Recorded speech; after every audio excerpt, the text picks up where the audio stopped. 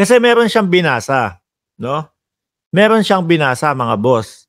Yung binasa niya doon, ang sabi parang may ahente something na ganyan blah blah blah. No, which is hindi naman niya pinapakita sa tao. Dapat patay na tong issue na pulburon na to eh. Dinenggoy na yung January 1, walang pinakita.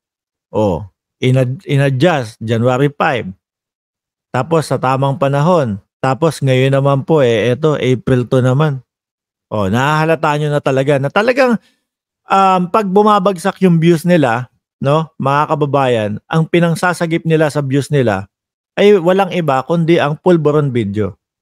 Mga bossing, pulburon video. O balik tayo sa pulburon, bumabagsak ang views natin. Ayan. So ngayon, hindi ako naniniwala, mga kababayan, na kung sino man Poncio Pilato yung sumulat nun. Alam mo kung ano yung iniisip ko? Rektahan tayo sa katotohanan lang na iniisip ko, mga kababayan. Si Vic Rodriguez lang yung mga nagsusulat niya mga yan eh. No? Knowing na si Vic Rodriguez marunong at alam niya kung paano yung mga pagsusulat ng mga ganyan, mga kababayan. Tapos ito naman, babasahin naman ni Maharlika sa kanyang vlog. Oh. Tapos ano pangalan ng agent? Hindi nila pinangalanan. Paano yun? Hindi nila pinangalanan. Kasi bakit hindi nila binigay yung pangalan ng sinulat nila? Baka mismong umalma po yun. At least kung walang pangalan, kunyari, meron silang papatawag. Diba, mga kababayan? Kapag walang pangalan, kahit sino yan. Oh. Pero kapag nilagyan nila ng mismong pangalan, wala. Yun ang problema nila. Baka biglang lumutang. Baka biglang sabihin, oy, hindi ko naman ginawa yan ah. Hindi ko naman ano. Sa grupo nila, mga kababayan, bakit ko sinasabing grupo sila? Si Vic Rodriguez, sila lang po yan. No? Sila lang ang mga sumusulat niyan. Tapos babasahin naman ni Maharlika. Mga kababayan. Wala na eh. Ako kahit anong pilit ko na sabihin, na isipin na hindi si Vic Rodriguez to or ganito, ganyan. Siya yan. No? Simula naman po nung nawala yan sa simula yan nung nawala sa loob ng Malacanang, nagkaganyan na po sila eh. No? Lahat po nakakain na ng ampalaya. Hindi ko alam kung sinalaksak sa bunganga nila ng hindi luto, no? Pak! Sinalaksak ng buong-buo yung ampalaya sa bunganga nila, kaya naging bitter yung mga yan, mga bossing eh. Simula nung nawala siya, nag-umpisa na din itong mga to. Oh. Siguro nawalan ng pag-asa. Siguro, eto din ang iniisip ko, mga kababayan. Siguro, si Vic Rodriguez ang ano dyan, nangako ng mga posisyon dyan sa mga yan. Ano? Ano sa tingin ninyo, mga bossing? Posible di ba? Oh. Ganito. Siguro nakita ni Vic Rodriguez si Maharlika, malakas yung vlog mo ganito, ganyan. Sige. Bibigyan ka namin ng posisyon basta ikandidato mo, ganyan. Nasibak si Rodriguez, nawala sa Malacanang, mga bossing. Ayun, nawala na din yung mga pag-asa nila. No? Hindi na din mga naiupo dahil wala na si boss kung sakali, no? Kung totoo itong pag-aanalisa ko. Di ba? Simula nung natanggal o nawala, mga isang buwan, siguro aantay-antay sila. Ano ba? Kaya pa ba na maiupo kami? Kaya pa ba? Frustrated na public servant. Sa tingin mo ba, pagbibigyan kami kahit wala ka na sa, sa position mo? Oh. Di po ba? Wala na. Ayun. Sige, banatan nyo na. No, banat na kayo.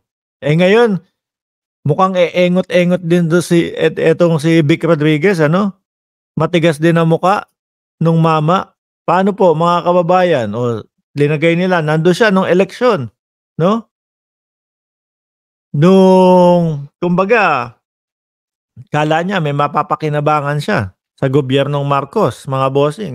Nakaganon pa siya, Ito po yung mga Eto po yung drug test, 'no, ni Pangulong Bongbong Marcos. Ayan, ginawa po ang lahat ng legal dito. Ginawa po ang lahat ng ayos dito. Ngayon, papakalat nila na pineke. Yung 2 minutes daw mga kababayan, 'no, pinipilit nila yung 2 minutes na drug test. Oh, hindi totoo 'yan kasi 2 minuto lang. Kagaya po nung pinakita natin kahapon kung paano yung mismong proseso, 'no, umihi, sinawsaw dun, naghintay ng 15 segundo hanggang 30 segundo, tapos lumalabas na yung resulta. Oh, ganun lang. Tapos sinulat sa papel. Oh, sinulat sa papel, oh, ganito inumpisahan, 11:21, 'no? 11:21, idinip, tapos tinanggal, tapos naghintay ng konting oras, ng konting minuto, tapos lumabas na yung resulta, 2 minuto. Ewan ko ba dito sa mga DDS vloggers, mga kababayan, alam nyo, napaka-gullible nitong mga DDS vloggers, 'no? Hindi ko linalahat, pero yung karamihan sa kanila kaya po naniniwala, kaya kinakagat nila yung pulburon video, mga kababayan. Kasi yun lang ang kaya nilang ipanlaban kay Pangulong Bongbong Marcos. Yun lang po, mga kababayan, 'no? Yun lang ang kaya nilang ibintang na hanggang ngayon buhay pa, pilit nilang binubuhay pa din Oh. Kaya kailangan para makasabay sila sa laban, sige, patulan na natin 'to. Sige, kahit na mahirapan tayo ipaliwanag, eto na lang ang pinanghahawakan natin, patulan na natin 'to. Oh, ngayon, um, dahil nakikita nila sa taong bayan, mga bossing, 'no, na ayaw pumayag, 'no? Ayaw pumayag ng taong bayan. Sabi nga ni Batang Maynila Toits, hindi si Pangulong Marcos ang gobyerno, ang taong bayan ang gobyerno, 'di ba? Ang taong bayan ang gobyerno. Ngayon si Pangulong Marcos, mga kababayan, siya yung mismong, binigyan natin ng power para mamuno sa gobyerno ng Pilipinas, mga kababayan. Nakikita ng taong bayan na parang pang-uuto lang yung mga ginagawa nila. So ano po ang sabi ng taong bayan? Ay, ano na naman, drug test na naman? Tama na nga yan, tigilan niyo na nga yan. Wala, mga boss. Dahil nakikita nila na ayaw ng taong bayan magpa-drug test ulit si PBBM, ngayon para magkaroon sila ng, reason para mapa-drug test ulit, only drug test yata ang gusto nitong mga hinayupak na ito, 'no? Nakadalawang beses na ang pangulo. So ngayon kailangan nilang sabihin sa taong bayan na pineke o dinoktor dahil 2 minutes lang. Kahit po kapali-paliwanag yang 2 minutes na yan, mga bossing, etong mga gullible na DDS vloggers, papatulan at kakagatin. Ano? Bakit? Yun lang ang kaya nila. Yun lang ang maibabato nila, mga kababayan. Pa-shoutout sa Noveno family galing sa Estardo family. Ayan. Sabi ni Jerome, dito sa Cavite, pag nagpa-drug test ka, pagkapasa ng kailangang konti lang na oras o minuto, nasa sayo na ang resulta. Sa ating mga individual pa yon, sir, di ba? Sa ating mga individual pa yon, mga kumbaga regular na citizen, no? Siyempre, kailangan natin pumila. Si Pangulong Bongbong Marcos, papapilahin ba nila yan? No? Siyempre, kapag punta niya, naabot na, sir, wiwi. Pagka wiwi, punta sa lab, dala na yung wiwi, gagawin na nila yun. Dahil, kumbaga, siyempre, hintayin na lang ang resulta niyan Sige po, sir. Ito, hintayin na lang natin. Okay na. Tapos. Pero ngayon, kahit na magmukha silang engot-engot o tatanga-tanga dyan sa 2 minutes drug test na yan, pipilitin nila at iaano nila, tawag dito, susubukan nilang susubukan nilang ipamuka sa taong bayan na walang ganyan. Pansinin niyo po yung mga vloggers, no? Na mga DDS. Wala na, gano'n na lang. Gano'n na lang. Sabi ni G. Angeles, yes, true, dati nag-work ako sa laboratory noon. After a week pa makuha result kasi daming nakapila. Yes po, correct. Siguro, nabubuhay ito mga to dun sa ganung siste. Akala nila lahat ganun. Mga kababayan. Biruin mo, tingnan mo SMNI, Source, Maharlika. Oh. Ngayon, yung mga DDS vloggers, dahil iisa na lang po at wala na silang mapanghawakan na maireklamo kay BBM, sa ating Pangulo, sa gobyerno, sige, kagatin na natin tong pulburon video kahit mukha tayong uto-uto. Gago! Ay, nako. Sabi ni Ron, sabi ni Alken, ayan, BBM. Ron Cadorna, Supnet. Si PBBM, kilalang tao po yan. Kumbaga, may special treatment, kaya mabilis. Galit kasi mga DDS kasi kaya sila gumagawa ng issue. Correct, no? Jerome, saka ang Pangulo may sariling doktor at bago pumunta ang Pangulo, may appointment na siya. No? Kaya siya ang i-assess ng doktor. Bakit? Pangulo yun Correct.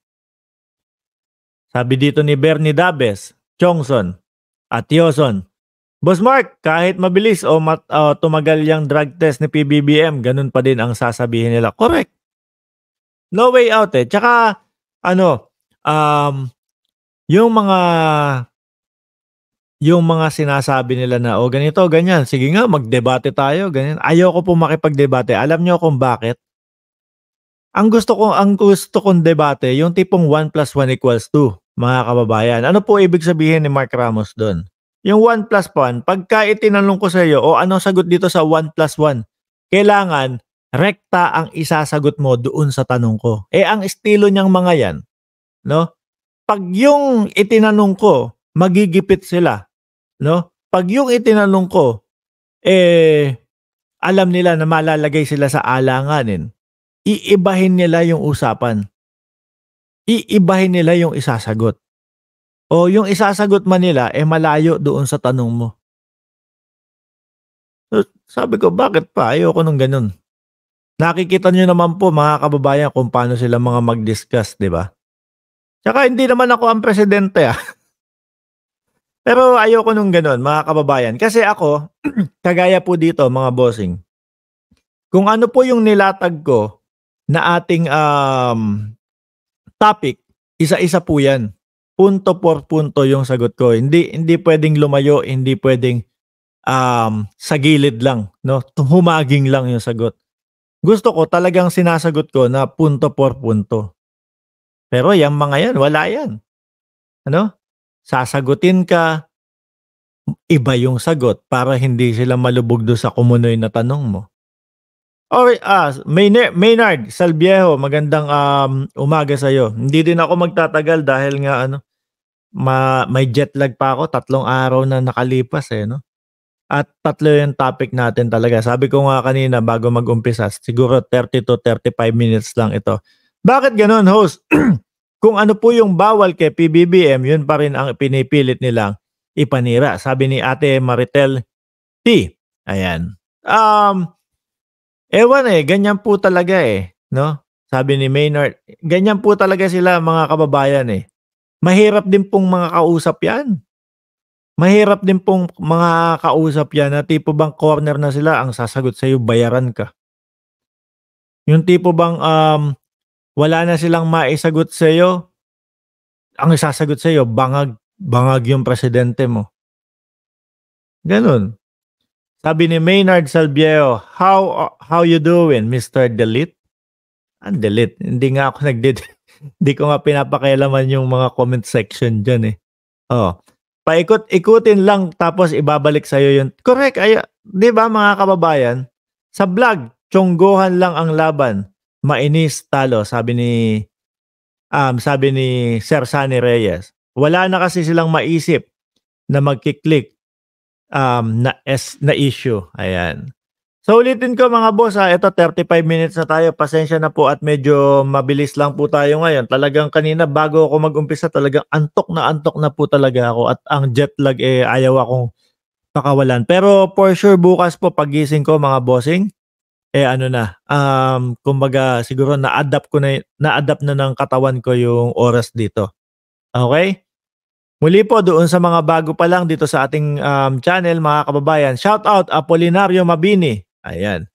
Bago pa lang po kayo dito, i-subscribe nyo ang channel na 'to para lagi kayong updated ano. And then 'wag nyo pong kalimutan 168, viewers, 'wag niyong kalimutan na i-like itong live stream natin and paki-share na din po. Bye Sir Mark, thank you po.